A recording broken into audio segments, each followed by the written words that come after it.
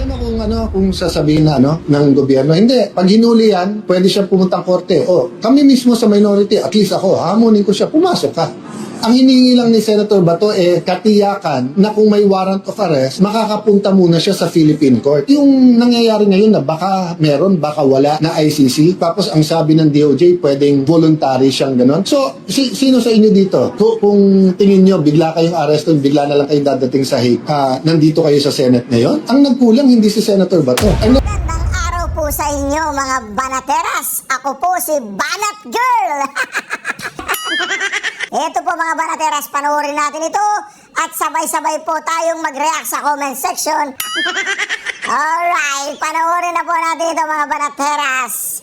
Mag-comment po kayo sa comment section at huwag po ninyong kalimutan mag-subscribe, i-like at i-share ang ating video.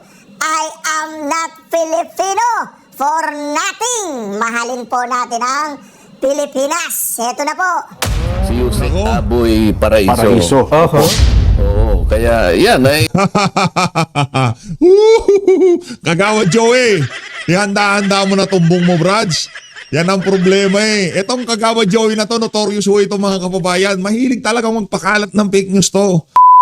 Sigurado na ho yan pagka Biyernes, Senator Rodante Marcoleta dyan sa Saganang Mamamayan. Pero bago yan, isang like at isang subscribe. Masaya na ho tayo dyan. At sa mga gustong sumali sa ating community, yung join button nandyan lang ho sa baba. Wala ho tayong maraming pag-uusapan dito sa video na to. Re-recta ho kagad tayo dyan sa Saganang Mamamayan. Game! Yo! Well, ang iba pong, ang may balita kasi, ewan ko lang kung nakita mo rin yun, no? Parang minority group ng Senado, ang dating parang ginigisa niyo pa ng husto ang budget at para bagang meron kayong mga disgusto doon sa nangyari sa deliberasyon, Sen? hindi naman, Jen. Parte rin talaga yon ng paghahanap pa talaga ng mga iba pang mga maiayos. Katulad ni Senator Alan, Jen, napansin mo.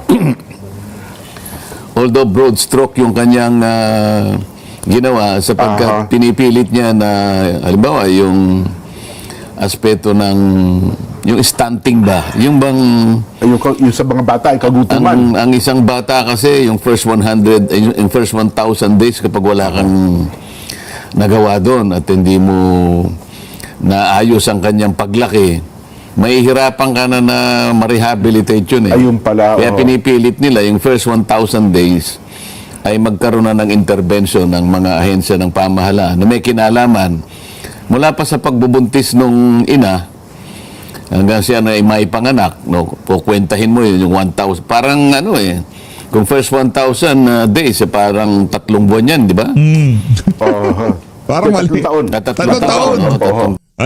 Medyo groggy pa ho itong si Senator Rodante Marcoleta. Dami ho kasi ng trabaho sa Senado pero sa lahat ng ika nga nanalo nung nagdaang election, isa ho yan sa pinakasulit. Kasama ba naman sa top 3 top performing senator ngayong mga panahon na to, palakpakan, di ba? Sulit na sulit ho yung mga nangampanya, mga volunteer at talagang tumaguyod sa kandidatura nitong si Senator Rodante Marcoleta. Ika nga yung return of investment napakabilis dito sa sulit na sulit ang boto. Sulit na sulit. 365 days. Grogi pa. So, yung 3 taon na yon, very critical yung buhay ng bata.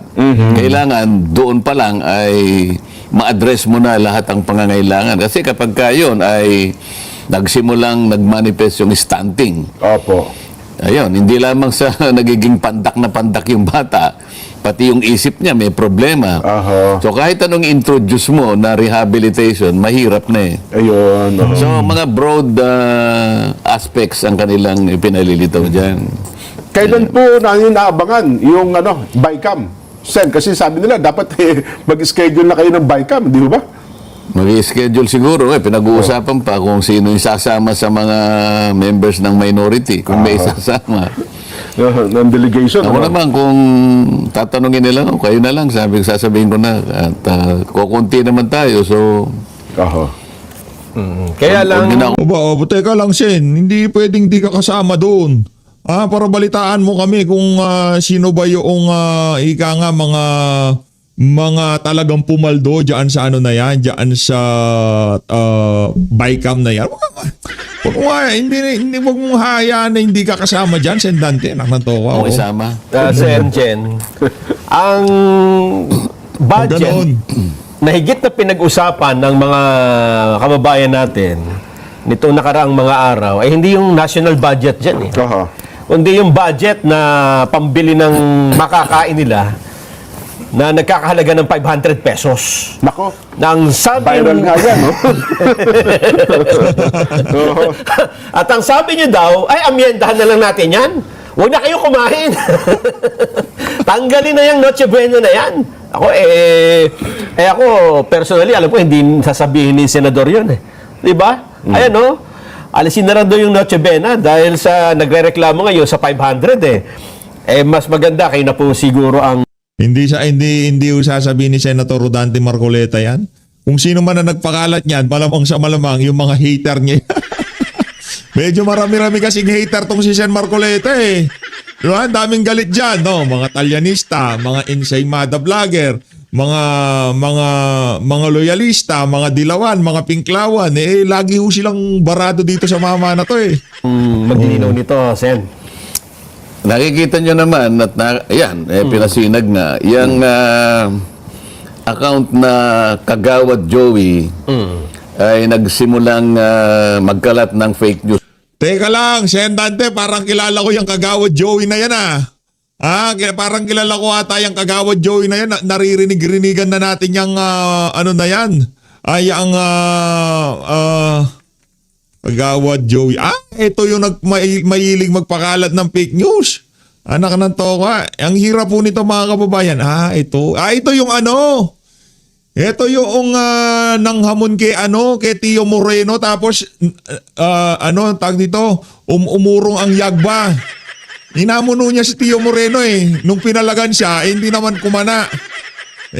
Typical dilawan pinklawan. Itong si Kagawad Joy. Di na natin papakita dito. Naknantawa mga silipin pa ng ating mga kasama dito sa PH sa bagay. Anak nanto. Ano ito? Typical dilawan pinklawan. Ano pa lang niya? Cover photo pa lang niya. Kiko Bam 2025. Siya yung nanghamon kay Tio Moreno. Ito yung naging sagutan nila ng mga nakalipas na araw. Oo, tama. Meron siyang 39,000 na followers. Yun na ho siguro lahat ng dilawan at pinklawan sa social media. Naka-follow na sa kanya. Tungkol sa akin. Aha. Na di umano'y may sinabi ako tungkol sa Noche Buena. Sa totoo lang, wala akong statement kahit ano kung ang pag-uusapan natin ay Noche Buena. At yan ay palagay ko kinalat niya dahil naging viral yata yung sinabi ng ating DTI Secretary na yung halagang 500 pesos yata ay kasyang-kasa sa Noche Buena para sa isang pamilya. Ngayon, ay dahil hindi ko naman talaga sinabi dyan at yan naman, pilit nilang kinakalat. Nakipag-ugnayan na kami doon sa CICC. Nakausap ko mismo si Jose Aboy Paraiso. Oo, kaya yan ay... Kagawad Joey, ihanda-handa mo na tumbong mo, Brads. Yan ang problema eh. Etong Kagawad Joey na to, notorious ho ito mga kababayan. Mahilig talaga magpakalat ng fake news to. Mahilig ho talaga tong mama na to magpakalat ng fake news. Ngayon may kalalagyan ka, anak ng toka. Yari ka dito kay Senator Rodante Marcoleta. Mabuti pa yung mga ganyang ahensya. Madali mong makausap eh. Opo. May kinalaman kasi sa budget nila yan. Sabi ko sa kanya, dahil mas masipag ako kaysa sa NTC, isa sa i-discuss ko mamaya doon sa sinasabi ko sa yung nagambag ako kung paano natin ayusin ang budget. Yung NTC kasi ay nakitaan namin ng malalaking mga problema doon sa kanilang mga biniling mga kung tinawag nilang modernization ng parang IT sa kanilang mismong tanggapan. Dalawang components yun. May tinatawag silang GSM monitoring at saka yung benchmark monitoring. Opo. Pero bago ko sabihin yan, kaya ko lang binabanggit yung tungkol dyan sapagkat yung parte ng budget na nakita ko sa NTC na napakalaki, na may sablay naman yung pagpapatupad ng kanilang mga programa, Opo. ilalagay ko nga sa CICC. Ito yung oho. Cybercrime Investigation Coordinating Center. Yes po. Mas maganda ka kung dito natin ilagay. Para nga sugpuin yung mga ganyang mga klaseng fake news. Nasa sa ilalim po ng Yan. Yan ang problema. Ngayon may kalalagyan na kayo kay Senator Rodante Marcoleta. Kailangan na ho talaga yan. Kailangan na tapusin ang mga nagpapakalat ng fake news yan. Bakit malakas ang loob natin sabihin yan? Hindi ho kasi tayo nagpapakalat ng fake news sa social media. Tayo dito kung ano lang ang mainit na pinag-uusapan. Pag nagsalita si Sendante, mga news article sa mga mainstream media, yan lang ating tinatalakay. Pero magpapakalat ka ng balita na kesyo dapat tanggalin na ang sabi ni Sen Marcoleta, tanggalin na Noche Buena. Ay, mauusapan na yan. Dapat ikulong yung mga ganyang klaseng tao, Senator Rodante Marcoleta. Ano yan mga salot sa social media yan. Yan ang ika nga kahit na yung mga individual na hindi naman nagpapakalat ng fake news, kahit nasa hanay nila, naaapektuhan dahil sa mga kabalbalan nitong si Kagawa Joey. Sino bang bumoto dyan? Kagawad ba talaga dyan? PICT yan, Sen. Oo, Opo. DICT. Opo. Ngayon, siguro, gagawin ko na rin sigurong magte-take advantage na ako sa pagkatong dinidiscuss natin ito, Jen. Opo. Sige po, Sen. Para kausapin natin ang Meta. Yan. Di ba? We are reaching out to Meta Ako po. and its third-party fact checkers, Aha. notably Verifiles and Rappler, that they should be vigilant and I think more proactive in monitoring fake news na kagaya nito, Jen. Yan. Talaga pong wala po akong sinabi ng kahit ano patungkol sa Noche Buena. Ako na magpapatotoo kasi sinusundan ko yung mama na yan Sinusundan ko yan si Senator Rodante Marcoleta. Kung meron man siya sinabi niyan, sa PH update nyo ho unang maririnig yan. Hiya nga, di ba? Sa PH update nyo unang maririnig yan. Pero wala akong sinabing ganyan si Senator Rodante Marcoleta. At hindi niya pakikialaman yung Noche Buena yan. O kung magsasalita man siya dyan sa issue ng Noche Buena na yan, baka sabihin pa niya, kulang yung 500. Dapat dyan, 5,000. Yun, 5,000 medyo makatarungan pa lang ho hindi pa tayo napupunta dun sa Magarbo. Ibang usapan ho yung ika nga kung tawagin ng mga taga-TTI, labis. Iba ho yun. Yung 5,000, yun medyo makakaraos na tayo dun. Kulang pa ho yun mga kababayan, sa totoo lang 5,000 na Noche Buena, medyo kulang pa yun. Pero siyempre, Noche Buena yan Alangan namang, di ba? Kung may pagkain dyan, dapat merong inumin dyan. Hindi naman pwede puro kain, mabibilaukan ka dyan, di ba? Senator Marcoleta, naku, siya magpapasko na. Merry Christmas! Pambira talaga, Merry Christmas and a Happy New Year sa lahat. Okay. At Opo. yan ay tatanggihan ko talaga. Wala po akong sinasabi. Wala. Ako na magpapatotoo sa inyo. Kung meron man siya sinabing ganyan, ipapaputol ko ang isang daliri ko. Yan. Kasi sigurado ako Ika nga maitataya ko ang isang daliri ko dyan sa sinabi na yan ni Senator Rodante Marcoleta. Wala ko siyang sinabi. Sa mga nakalipas na linggo, walang ginawa yung mama na yan kung hindi tumayo sa plenaryo para ika nga himayin, bulat-latin at talagang bantayan ang 2026 budget. Nag-focus siya doon. Ika nga yung nasa zone siya ng budget deliberation sa mga nakalipas na linggo. Kaya wag niyo siyang paparatangan ng ganyan para dito kay Kagawa Joey, anak ng toka, malapit ka ng makulong, Brad. Ikinakalat nila kayo pong mga kababayan natin. Kailangan mag-ingat po kayo. Maging vigilant din kayo. Huwag po kayong magpapaninlang. Huwag po kayong magpapaligaw sa mga ganitong klaseng mga fake news. Pero ang original nag-post ba yan? Sa nabanggit niyo yung Cap Joey? May Viral ka, Kagawad Brad. Joey. Yun ang Kagawad account. Joey. Yun ang Anak ng toka, sisikat pa niyan tong Cap Joey. Sendante, itong si Sir Jen, sisikat pa yung Cap Joey na yan. Puntahan nyo nga, pakibigyan ng isa tong Cap Joey na to. Wag na ho kayong mag-follow, wag na ho kayong mag-like sa kanyang page. Basta bigyan nyo na lang ho ng isa. Inaano niya, sinisira niya si Senator Rodante Marcoleta. Hindi naman ganun yun. Kung sinabi ni Marcoleta yun, kasama mo kung babanat dyan. Pero tayo, nakakasigurado dito, hindi ko sasabihin ni Senator Rodante Marcoleta yung ano na yan, tanggalin na Noche Buena. Hindi tatanggalin yan. Ang account. Yun sa taas. Yun pala. So, yun na may-ari ng Facebook account. Salot Kagawad talaga itong Joey. mga to. Ayun. Ang layunin nila ay mailigaw nila yung kababayan natin, makapandaya, kahit na hindi ko sinabi, pipilitin nilang sa akin galing yung pananalita na yun. Tapos may kunyari pang, wait lang, totoo ba ito? Merong ipakita mo nga ulit direct, para, wait lang, totoo ba ito? Seryoso ka ba? May makunyari ba mga question mark, pero yung picture, Andyan na. Dapat talaga maturuan na leksyon tong Cap Joey na to. Sino man na nakakakilala dito sa mama na to, dapat maturuan ng leksyon to. Walang problema, magsalita ka sa social media, sabihin mo sa lobby mo, pero huwag ka magpakalat ng fake news. Pagka sinabi ho natin dito na addict si Marcos Jr., di umano, base dito kay Senator Amy Marcos, hindi fake news yun. Kino-quote lang natin ang sinabi ng kanyang kapatid. Pagka sinabi natin dito na magnanakaw si Marcos Jr. base doon sa testimonya ni Zaldico, hindi ho fake news yun. Yun ho ay nakabase sa mga naglabasan sa social media. Pero pagka sinabi ni Marcoleta, totally tanggalin na Noche Buena. Anak ng tokwa, makukulong ka dyan, Brads. andun talaga. At saka kumalot na ito Opo, Kanya-kanya na ng version ito Meron pang tungkol sa Christmas bonus pahayag nyo din daw Ewan ko, yung mga taong yan talagang mahilig mag-invento na lang at mag-imagine kahit wala akong sinasabi. Bakit kaya palaging akong ginagamit nila dyan? Napag-usapan namin Napag-usapan ka namin kahapon yan, Sen.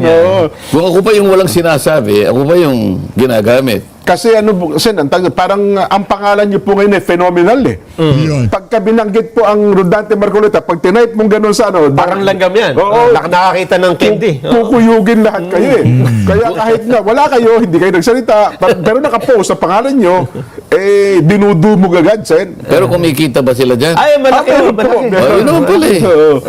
Oo. Kaya pala, Dagdag Noche Buena, Oy, Cap Joey! Langya ka, kumikita ka pala dyan, ha? Gamitin mo sa tama yang pagiging tanyag mo sa mga ensaymada at talyanista, sa mga dilawan at tiglawan. Pero hindi naman ho kilala to. Out of nowhere, bigla meron Sabagay, may bitaw lang yan pagka nagpapakalat ng fake news, pero pagka tag dito yung magkakalatagan ng argumento, wala hong bitaw yung mga yan. Hindi ko tatagos yung mga yan. Diba? Yung tipong gagawa sila ng channel nila, magsasalita sila, o magbablog sila, magre-react. Wala akong may pakialam dyan sa mga Cap Joey na yan. Pero, pagka yan, ginamit ang pangalan ng mga sikat na political personalities at nagpakalat ng fake news, malamang sa malamang, merong manunod sa mga yan. Pero yung tipong papakinggan yung mga sentimiento sa loobin, punto de vista o reaksyon nitong si Cap Joey ng ating mga kababayan, malabo hong mangyari yan. Ano pa lang pagmumukha pa lang ng mama, talagang di na mapagkakatiwalaan. Pero sana, kahit na kumikita sana sila, dapat wag silang mandadaya. Yan. Hindi ba sila pwedeng gumawa na, halimbawa, yung sinabi ko na totoo talaga. Opo.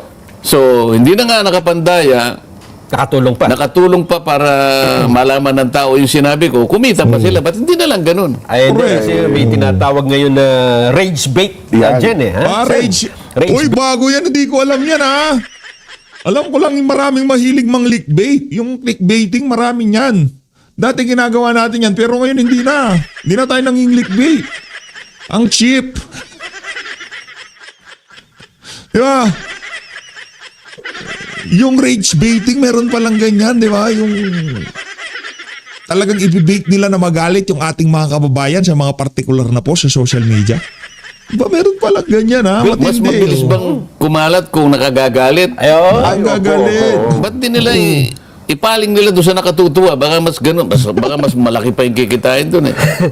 Alam niyo naman ang mga Pilipino, Sen, mas gusto nila yung chismis eh. Kaysa sa mga totoong bagay. Siguro kung hindi mas na- masarap pag-usapan. No? Hanggang hindi nasasampulan, Sen. Sampulan na yan, Kasi Sen. hindi na lang kayong dalawang gamitin nila. Ba't ako pa? Walang mag-engage, oh. Hindi naman kami sikat. Sabi niya, kuyo, sino kayo? Pero ganun pa man, Sen. May pampalubag loob naman eh. Huwag Bakit? mo kayo gaano magdamdam. Ano yun? May 500 di ba? ba? Hindi. Lumabas ngayon. Di ba? Doon sa isang, ano ba yan? Kayo po ang top 3 Oo. performing senator ng Oo. ating bansa. Sa survey, ano? Oo. Sa kabila nung lahat ng ginagawa sa inyong paggulapol, mga negatibong bagay, aba, sabi nga namin kahapon, first time senator, wala pang isang kalahating taon, kayo po ang na-appreciate ng taong bayan. Sana, ang dami nyo nalagpasan. Di ba baka fake news na naman yan? Hindi naman. Hindi naman po. Mukhang totoo naman po. Paano natin Totoo yan, Sen, malalaman totoo kung yan. totoo yan o hindi? Ipakita nga natin, direct, ano ha? Kahapon, diniscuss din namin ni Nelson yung bagay na yan, no? Yung fake news to kasi kayo mismo yung nag-post nito eh. Hindi, kakagaling ito sa numero. Sa Ayan. numero. Oo. Oh. Yung survey firm. Best performing senator. Aha. Isa pong, ano bang nag-conduct ng survey, ano ha? Oh. Yung numero. Yan. Yun naman sa ng mga pampalubaglog. Sabi nga namin kahapon, kahit na hinihila kayong pababa, ang taong bayan po naman na-appreciate ang Pero inyong dyan, ginagawa sa kanila. Nelson, kung Opo. halimbawa yung mga third party and independent fact checkers, Ayan, halimbawa ako, ng napakalaki Meta, ng papel niyan, Sen. Tama kayo. kung sila ay independent o kaya objective, alam nila na fake news, para makatulong sila, pwede maging vigilant sila at proactive talaga para i-take down kagad. Para sa ganun, nasisave nila sa pagkaligaw yung ating mga kababayan. Ba't hindi ganun ang gawin nila? Bakit meron pang fact checkers kung wala rin naman palang masyadong naiko-contribute? Parang nananatili pa rin naikakalat sa maraming mga taga-subaybay o sa mga tao. Yan nga po ang ipinagtataka natin sa ano. Minsan nga, di ba, minsan ng gobyerno nagreklamo na dyan, di ba, Nelson? Naalala mo na bakit kapag ka anti-government, hindi dinadown. Pero kapag ka, yung mga nakalipas na administrasyon sana, pero kapag ka, minsan mga pro-government na mga ano, minsan dinadown nila yung mga post na ganyan, mukhang, aywan ko lamang po, Selective. selective po yung mga fact-checker na ito eh. O, edi parang masasabi mo na bakit ang Meta ba hindi siya makakakuha ng independent-minded o kaya objective na fact-checker para sa ganun ay makasiguro siya? May dapat nga. Kapag ang kinuha mo ay may kinikilingan na sektor halimbawa, hindi siya talaga fact-checker. Tama. Selective siyang fact-checker. Hindi maganda yon. Isa po yan. Dapat kapag nahirang kang ganun, tungkulin mo kahit sino pang masagasaan, wala kang kikilingan. Oho. Yun ang talagang tunay at mapapakinabangan na fact-checker. Yan. Alam mo, tama po kayo. At naalala ko, Hindi, baka hindi ano tong si Senator Rodante Marcoleta ha. Ang fact checker ng Meta sa Pilipinas yung Rappler at yung kay Tordesillas ha, yun yung ano nila, yung organisasyon nila. Verifiles yun ang fact checker sa Pilipinas. Yung mga yun pagka ang binabakbakan kahit na peking balita mga anti-Duterte bumabanat, ayun, automatic fake news yan. Wala nang maraming review dyan, ika nga, automatic plug ka na dyan, di ba? Fake news ka na kagad. Pero pagka ikaw, anti-Duterte, kahit magpakalat ka na sandamukal na fake news, walang kukontra sa'yo dyan. Puprotektahan ka pa ng mga, ano na yan, ng mga fact-checker na yan. Kaya, Senator Rodante Marcoleta, ayusin na ho natin yan. Na ipatawag na sa susunod na hearing, yung, yung kagawad Joey na yan. At nang makita natin kung talaga meron siyang bitaw, no, dyan sa Senado. Gusto niyang magpakalat ng fake news, gusto niyang sumikat, pasikatin niyo ho. Pakilala niyo ho siya sa ating mga kababayan kung aling pagmumukha yung mga nagpapangalat ng fake news sa mundo ng social media ngayong mga panahon na to. minsan may pahayag dyan si DICT Secretary Henry Aguda Ang problema po kasi walang opisina ang social media sa Pilipinas eh. Pumupunta pa po ng Singapore, di ba Nelson? Ang kanilang main office, kaya ang kinuha ata sa Pilipinas, fact checker lang, Sen. Yun ata ang isa sa mga sa kabila ng ang Pilipinas ay isa sa pinakamaraming gumagamit po ng social media. Oo, ang problema ko lang naman yung fact checker na kanilang ma-appoint, dapat talaga yung objective, yung walang kikilingan para makasiguro tayo. Yun lang naman ang inihingi natin sa Meta. Tama po. Yan. Well, sana ho. Ngayon, so i-down na ba? Kailan pa bang bago nila i-down yung post na yun ni Cap Joey na yun, Kagawad Joey na yun? Sana, pag nakikinig sila ngayon, ora mismo sana makagawa sila ng paraan para ma-take down. Ayun. Medyo matagal-tagal na tong mapahanggang sa ngayong oras na to wala pa hong nati-take down na post nitong si Cap Joey Tinignan ho natin yung post niya kaugnay dito sa sinasabi na to ni Senator Rodante Marcoleta, nandyan pa ho yung post na yan. Ibig sabihin, hindi pa ho yan ginalaw ng Meta. Kaya naman dapat na ho talagang sampahan ng kaso yan at ipakulong yung Kagawad Joey na yan. Di ba? Kasi kung fake news, hindi pa kikinabangan eh. Totoo po. Makakapanlin lang sila ng maraming tao. Oho. Ayun. Palagay mo na, son. Ang problema, paulit-ulit ito eh. Kailangan talaga may masampulan. Kasi hindi lang kayo, Sen, ang biktima nito eh. Marami ng personalidad ang kunwari ay sinabi, hindi naman pala. Hindi naman pala. Ayan. Apakarami. Pero yung parusa ba ay parang i-take down mo lang? Mukhang Kulong, ganun. dapat kulong yan, Sen. Wala bang magiging pananagutan kung sino man yung... Alam bang magagawa yung Meta na kilalanin, matukoy, Ano lang yan, Sen? Kumbaga, ang magagawa lang ng Meta dyan, bibigyan niya ng leksyon. Halimbawa, 30 days suspension, hindi siya pwedeng mag-post. After 30 days, doon lang mababalik yung mga pribilehiyo na yon sa kanyang account. Pero yung pananagutin, dapat kung gusto talagang maturuan ng leksyon yung mama na yan, dapat talagang kasuhan yan, pagpapakalat ng fake news. Pag natukoy, ano ba yung kanyang responsibility? Ano yung kanyang magiging liability? Oho. Mapaparusahan ba? At kung mapaparusahan, ano bang parusa para sa kanila? Nako, wala. Sen, eh. wala. Sa Part Meta, ng lang Meta, yan. wala no? Sisipol lang, sipol. Mag-file kayo siguro ng kaso. Aanuhin ka Doon lang eh. sa nag-post. Ang pinakamabigat na parusa ng Meta dyan, i-deactivate lang yung account Yun lang. mo. Oho. Yung hindi ka na makakapag-post.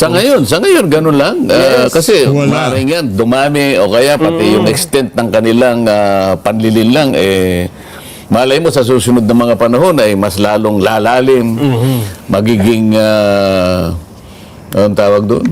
Malala. Magiging malala at saka yung gagawin nilang pamamaraan ay magiging mabalasik. Totoo po. Maring nakakatakot. Maring magkaroon pa ng damage sa sa mga kababayan nating makakakita. Yan. Wala ba silang iniisip na pamamaraan para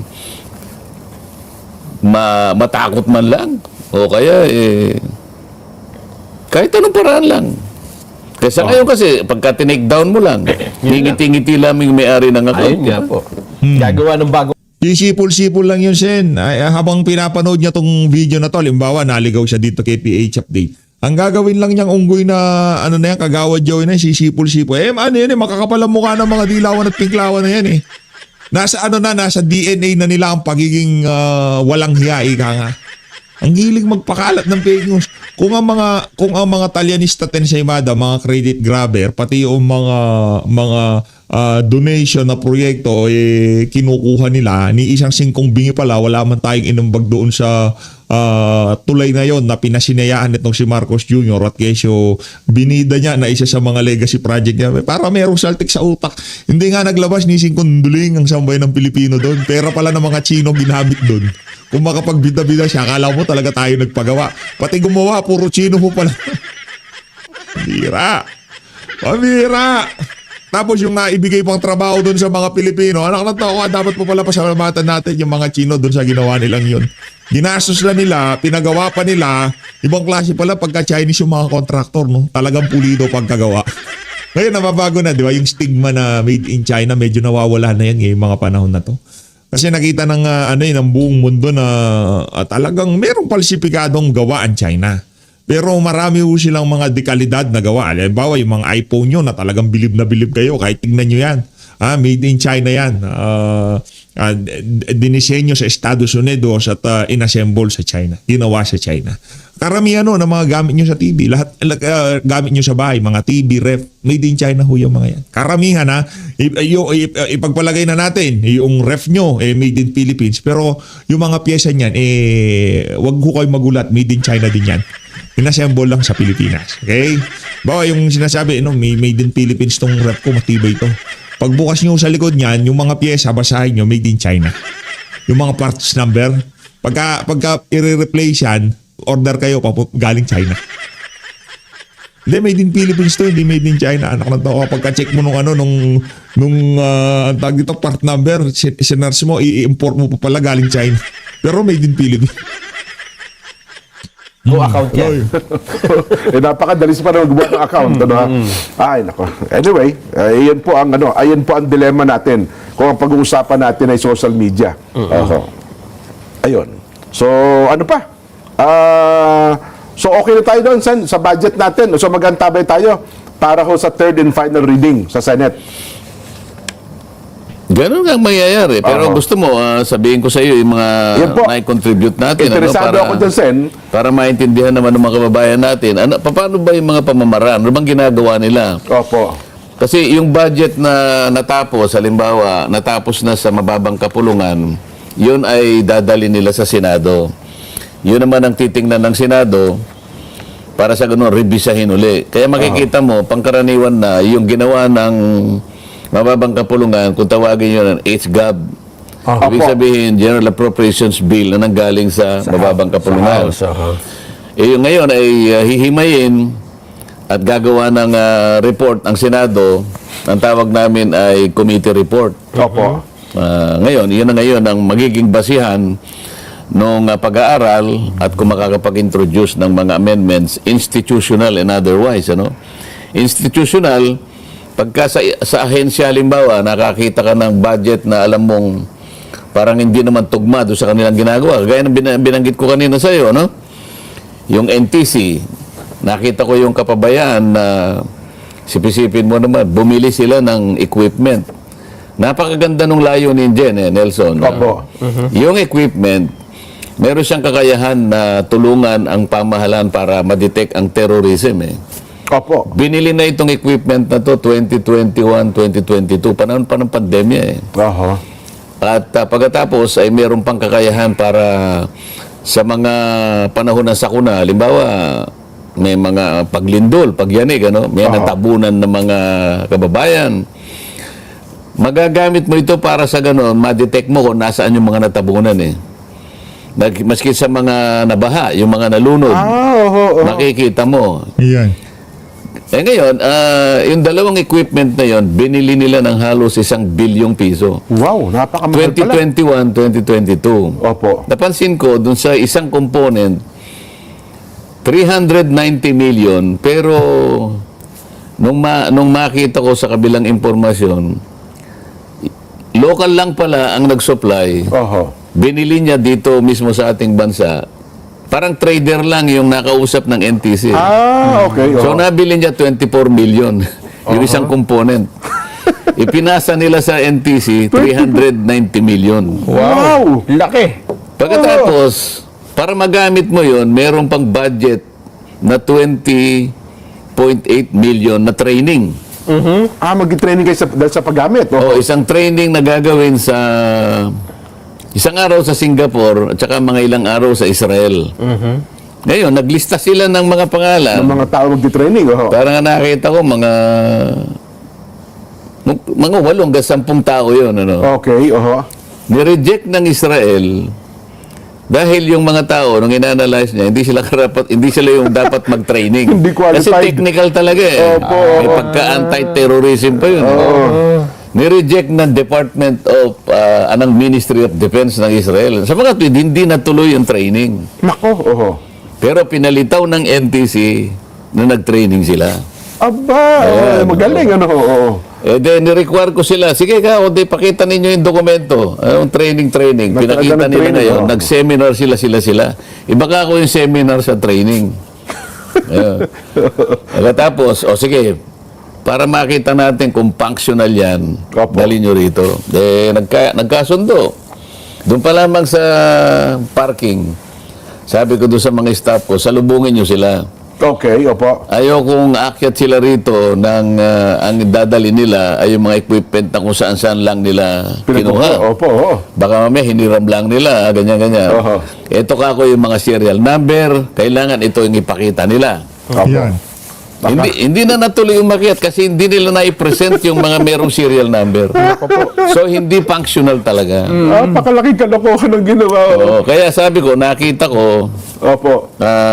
sabi ko, bawasan natin ka ako. Masyadong marami ang budget nila. Dadalhin natin sa CICT yung iba. Sa CICC, opo. CICC, sapagkat yung CICC, yan ang maraming ginagawa para sa ganun ay mailigtas sa maraming mga kamalian at misinformation ng ating mga kababayan. Katulad nga ang diniscuss natin kanina. Yes po, oo. Bigyan ko kayo ng halimbawa, Nelson. Ano? Halimbawa, yung binabanggit ko kanina na ito yung tupad. Alam niyo ito yung Ay, opo. emergency Opo. na trabaho na ibinibigay sa ating mga kababayan na walang trabaho. Yes po. Nagtatrabaho siya ng mga ilang araw. Tapos tupad, kung ilang tupad, araw yun, babayaran ka Babayaran, ng opo. minimum wage. Ano? Under dole po yan. Opo. Oo. Kaso, itong ayudang ito, maraming pagkakataon na na-flag na ito ng COA. Ibig sabihin, minsan, yung pagkakalista, mali. Yung ipinagtrabaho ng araw, dinagdagan lang, hindi naman gano'n. Ano? Nakita ko dito sa 2026 Budget. na committee report na namin. Dumaan na sa, dumaan na sa amin. Committee report na ito 11 billion mahigit pa rin. So sabi ko, nagmungkahi ako na tatanggalin ko yung 3 billion dito. So imbes na 8 billion plus 11 billion, magiging 8 billion na lang. Saan ko dadalhin yung Saan ko dadalhin yung 3 billion? O sabi ko, yung 1.5 billion dadagdagan ko ng budget yung high value crops ng Department of Agriculture. Okay, opo. Dahil sa akin, mas importante ito dahil yung high value crops dyan, ang dami ngayong mga ibang bansa na gustong mag-import ng mga produkto natin katulad ng durian, yung saging, yung mangga, at saka yung coconut. Opo. Ngayon, yung isa pang 1.5 billion naman ay sa procurement at ng equipment ng kanilang mga pasilidad. So binibigyan ko ng importansya yung mas kakailanganin natin. Kasi dito merong potential sa export ito Opo, oo. Oho. Kasi isa sa nakita ko nung bumisita sa atin yung ambassador ng Egypt, kinwento niya sa akin yung kanilang kagustuhan na mag-import ng durian Oho. Oo, tsaka yung Mahilig pala sila sa durian. Oo, mangga at saka yung coconut. 3 yung binanggit niya sa akin. Opo. Ito pa. Yung National Irrigation Administration, bagamat alam ko, NIA. napaka-importante ng patubig. Kaya lang, nakita ko yung balog-balog Sa Tarlac, project. Balog Dam. Tagal Oo. na yan, Sen. Yun, alam mo pala yun Napakatagal na ho. Bata pa kami. Itong balog-balog irrigation system, panahon pa yan ng tatay ng ating Pangulo, Ferdinand Marcos Sr. Ganun po. Oo, pinagmulan grabe, tagal yan, na. Oho. Ang project na yan ay gagawin sa Ilocos Norte. Ay, Locos, hindi po dapat Tarlac ito. Hindi dapat Tarlac yan. So, before 1986, ang tawag dyan, Ilocos Norte Irrigation Project. INIP. Inip. Kaya pala nakakaya. Yun ang acronym niya, INIP. Na-depose si President Marcos, di ba? Natanggal. Nag-take over si Gloria Aquino. Mrs. Aquino. Apo. Ngayon, sabi ni President Cory, dali sa Tarlac yan. Ayun! So yung project na yan, ginawang balog-balog. Balog. Nung nag-interpolate nga ako dito, mula sa INIP ka ako, ang acronym na INIP, Inip. naging buwisit ka ako. Alam niyo kung bakit? Bakit? Bakit nga? Oh, balog-balog water irrigation project in teleserye, sabi ko. Di ba? System in teleserye. Buwisit. Ay, Kasi mahigit 20 taon na hinihintay ng mga taga-Tarlac yan. Opo. Lalo na to sa barangay namin. Sinabi ko sa inyo na ako, farmer naman ako. Lumaki ako dyan. Hanggang sa maging senador ako, ni isang metro ng irrigation, wala. Opo. Landlock ang Tarlac. Oh, sabi ko, importante sa akin ito, kaya kailangan ayusin natin. Napansin ko ngayon, ang daming issues.